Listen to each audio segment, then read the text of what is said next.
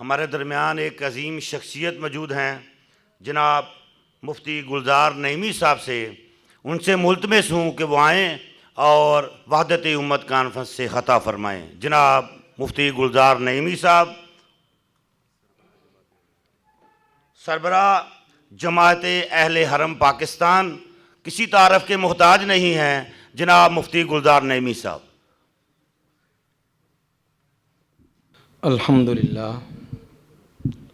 الحمدللہ وکفا وسلام علی عبادہ الذین اصطفیٰ، اما بعد فاعوذ باللہ من الشیطان الرجیم، بسم اللہ الرحمن الرحیم، واعتصموا بحبل اللہ جمیعا ولا تفرقوا، صدق اللہ العظیم وبلغنا رسولہ النبی الکریم الامین۔ ان اللہ وملائکتہ یصلون علی النبی یا ایہا الذین آمنوا صلوا علیہ وسلموا تسلیما، اللہم صل علی سیدنا و مولانا محمد وعلی آل سیدنا و مولانا محمد وبارک وسلم وصلی علیہ۔ قابل صد احترام و ذی احتشام حجت الاسلام والمسلمین سید آغا جواد نقوی صاحب، سربراہ تحریک بیداری امت مصطفیٰ صلی اللہ علیہ وسلم، سٹیج پر تشریف فرما مقتدر قائدین ملت اسلامیہ، پنڈال میں تمام احباب کو السلام علیکم ورحمۃ اللہ تعالیٰ وبرکاتہ۔ اپنی گفتگو سے اس کو آغاز کرنے سے قبل میں مقررین کرام جو یہاں پر تشریف لاتے ہیں اور مختلف مجالس میں اور محافل میں تشریف لے جاتے ہیں، ہم یہاں پر مختلف ضلعوں سے، مختلف صوبوں سے ٹریول کر کے اتحاد امت کے ایشو کو پروان چڑھانے کے لیے اور اس کو میچورٹی لیول تک پہنچانے کے لیے کاوشیں اور تگ و دو کر رہے ہیں۔ اس لیے تمام احباب جو یہاں پر تشریف لائیں، میری مراد ایسی کانفرنسز میں تشریف لائیں، ان کی خدمت میں گزارش ہے کہ برائے کرم اپنے گھروں سے محبت کے پھول لے کے آئیں، جو ایسی مجالس اور محافل کو معطر و منور کریں۔ ایسا جملہ، ایسا لفظ اور ایسی کوئی بات ہمارے زبان سے نہیں نکلنی چاہیے جس سے کسی بھی مکتبہ فکر کی شخصیت کو رنجیدگی جو ہے وہ محسوس ہو۔ اگر ہم واقعی جینونلی اتحاد امت پر ایمان رکھتے ہیں اور رکھنا چاہیے، تو پھر ہمیں اس بات کا اہتمام کرنا چاہیے کہ ہمارے زبان سے اور ہماری گفتگو سے کسی بھی شخص کو کسی سطح پر کوئی تکلیف نہیں پہنچنی چاہیے۔ ایک شعر جو ابھی عجم ہنوز نداند کے حوالے سے یہاں پہ پڑھا گیا، آغا صاحب نے فرمایا کہ اس کو ہم سینسر کرتے ہیں، اور واقعی سینسر ہے، لیکن ایک تو یہ موقع نہیں ہے، اور دوسرا جو اس شعر کے ساتھ زیادتی کی گئی ہے، میں شاعر مشرق کے اس شعر میں کھڑے ہو کر حضرت علامہ محمد اقبال رحمۃ اللہ علیہ سے معافی مانگتا ہوں۔ ہمیں محبت پھیلانی ہے اور ہمیں محبت کے جذبات کو جو ہے وہ آگے لے کے جانا ہے۔ میں خراج تحسین پیش کرتا ہوں آج کے ان منتظمین کو جو تحریک بیداری امت مصطفیٰ صلی اللہ علیہ وآلہ وسلم کے ساتھ سیالکوٹ کے چیپٹر کے ساتھ وابستہ ہیں، کہ بہت ہی محنت کی ہے اور خوبصورت فورم جو ہے وہ سجایا ہے، اور سلام عقیدت پیش کرتا ہوں آغا جواد صاحب کے اس خلوص کو کہ کانفرنس سجانے والے سٹیج کی بالکل کارنر پر بیٹھے ہوئے ہیں۔ یہ جذبہ اور یہ خلوص ہمیں چاہیے ایسے مشن کو آگے بڑھانے کے لیے،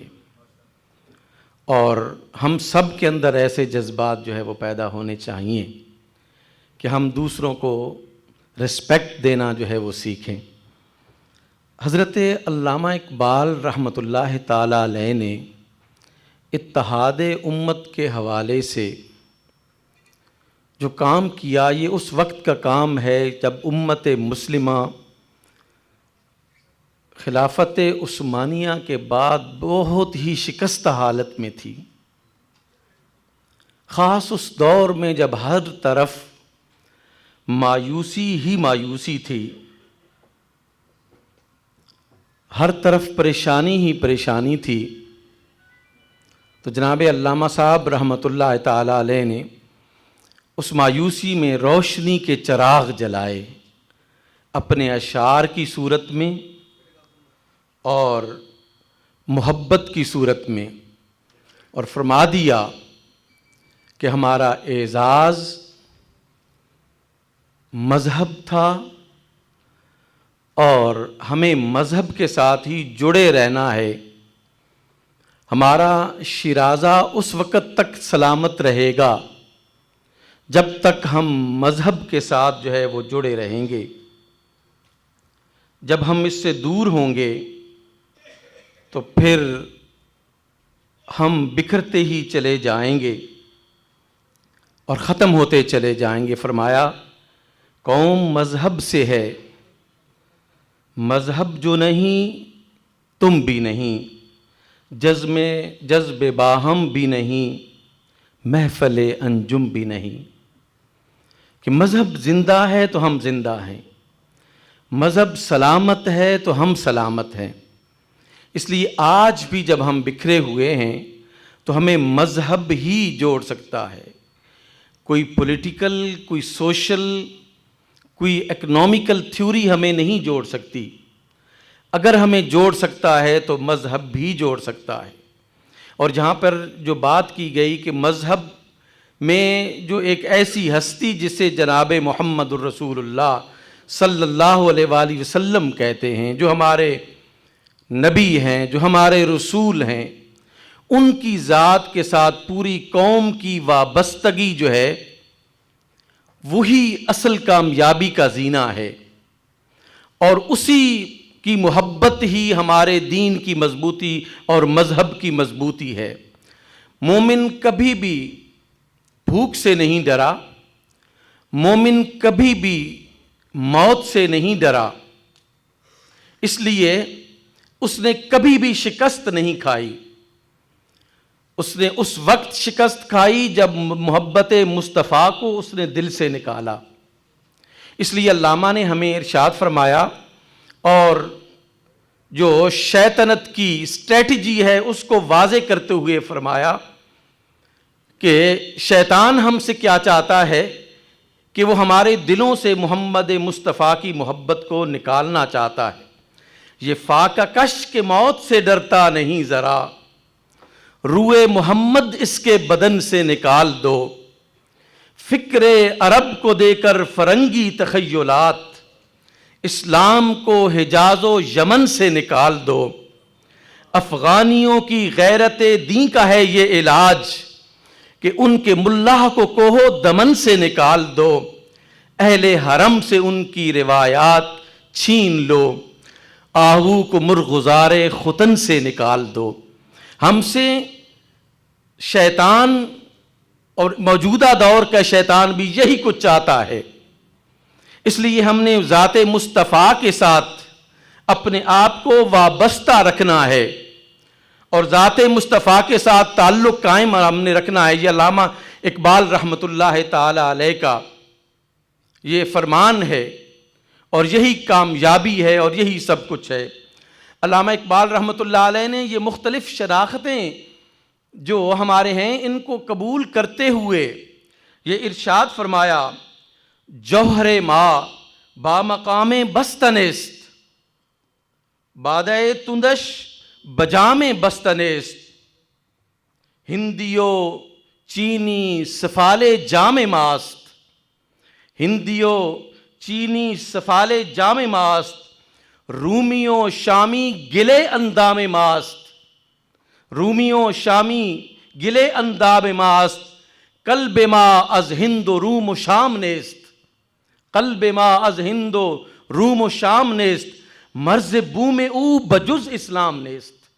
کہ یہ جو ہند سے میرا تعلق ہے یہ میرے بدن کی اوپر والی مٹی ہے، یہ جو میرا چین سے روم سے شام سے ہے یہ میرے بدن کی اندر والی مٹی ہے، میرا جو دل ہے وہ نہ ہندی ہے نہ رومی ہے نہ شامی ہے، بلکہ اس کی سرحدات جو ہیں وہ اسلام کے علاوہ کوئی اور سرحد نہیں ہے اس کی۔ یہ پیغام ہمیں ذہن میں رکھنا چاہیے کہ علامہ اقبال جو ہے وہ ایک جسم کی مانند مسلمانوں کو دیکھنا چاہتا ہے۔ آج اس کانفرنس میں اور اس جیم پیکڈ ہال میں میں جناب کی خدمت میں اور قائدین کرام کی خدمت میں ایک طالب علمانہ حیثیت میں یہاں پہ کھڑا ہوں اور گزارشات پیش کرنا چاہتا ہوں کہ دیکھیں آج کا جو شیطان ہے اس نے مختلف قسم کے جال بچھائے ہوئے ہیں ہمارے لیے، اور یہ قرآن جس کو علامہ نے کہا کہ قرآن بھی ایک، اس قرآن پر حملہ آور ہے۔ ہمیں ان سازشوں کو دیکھنا ہوگا جو اس قرآن کو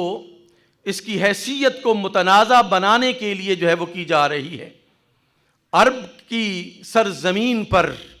آپ دیکھ سکتے ہیں کہ ایسا قرآن تیار کیا جا رہا ہے جس سے جہاد اور دیگر آیات نکالنے کی کوشش کی جا رہی ہے، اور اسی عرب کی سرزمین پر جو ہے وہ ایک یہودی، عیسائی اور اسلام کو ایک مکس مذہب بنا کر جو ہے وہ ایک مکسر تیار کرنے کی کوشش کی جا رہی ہے۔ اس دین متین کو ہمیں حفاظت کے ساتھ زندہ رکھنے کے لیے بہت زیادہ ہمیں ضرورت ہے اس امر کی کہ ہم اس پر توجہ کریں اور بیرونی سازشوں کا مقابلہ کریں۔ آج اس ملک میں بھی ایسا ہی کچھ ہو رہا ہے کہ بہت ہی ٹیکنیکل طریقے سے جو ہے وہ بعض چیزیں ایسی کی جا رہی ہیں کہ ہمارے مسلکوں کو آپس میں لڑایا جائے۔ پچھلے دنوں جو ہے وہ ہمارے ایک بڑی جماعت کے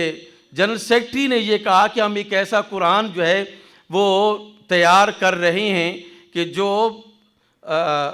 ہمارے جو ائمہ طاہرین ہیں ان کے جو قرآن ہے، ان کا جو قرآن ہے اور ان کا لکھا ہوا جو قرآن ہے اس کے مطابق جو ہے ہوگا۔ اب یہ ایک ایسی چیز ہے کہ ہمیں سوچنا چاہیے کہ اس موجودہ قرآن پر جب تمام امت مسلمہ کا اتفاق موجود ہے اور شیعہ سنی کسی قسم کا کوئی اس پر افتراق موجود نہیں ہے، تو آخر ایک قرآن پر ریسرچ کرنے کی کیا ضرورت پڑ گئی کہ جو اس کو انڈورس کرے؟ ہمارے پاس قرآن موجود ہے جس پر کسی کا بھی کوئی شک نہیں ہے، جس نے خود اپنے بارے میں یہ کہا لا یأتیہ الباطل من بین یدیہ ولا من خلفہ، کہ نہ اس کے آگے سے کوئی اندر باطل داخل ہو سکتا ہے نہ پیچھے سے کوئی داخل ہو سکتا ہے۔ تو یہ جب خود چیلنج کرتا ہے کہ اگر تمہیں اس پر شک ہے تو اس کی طرح کی صورت کوئی بنا کے لاؤ، تو اس کے بعد پھر کیا ضرورت رہتی ہے کہ ہم جو ہے وہ اس پر تحقیق کریں اور ایک اور نسخہ تیار ہو جائے جو اس کو انڈورس کرے؟ بھائی ہمیں کس نے کہا ہے؟ کیا ضرورت ہمیں محسوس ہوئی ہے اس چیز کی؟ ہمیں سازشوں کو سمجھنا چاہیے اور ان سازشوں کا حصہ نہیں بننا چاہیے۔ میں تمام اپنے مکاتب فکر کے جتنے بھی جید علماء کرام ہیں ان سے گزارش کروں گا کہ خدا را ایسی کوئی بات نہ ہونے دیں جس کی وجہ سے ہمارا یہ تمام کام جو اتحاد امت کا کام ہے وہ ملٹیپلائڈ بائی 0 ہو جائے۔